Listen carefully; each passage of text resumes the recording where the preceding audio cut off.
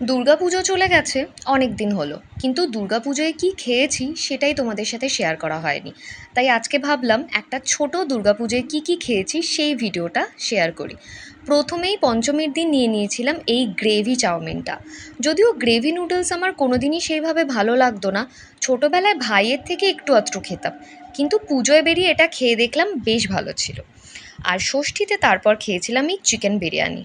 বাড়িতে যতই নিরামিষ খাই, পুজোয় বেরিয়ে যদি বিরিয়ানিই না খেলাম তাহলে আর কি করলাম, তাই না?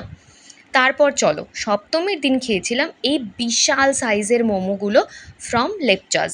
সাউথ কলকাতায় লেপচাস তো একটা বিখ্যাত মোমো জয়েন্ট, এতদিনে তো তোমরা জেনেই গেছো। তো আমরাও ওদিকে ঠাকুর দেখতে গিয়ে ওখান থেকে মোমো নিয়েছিলাম।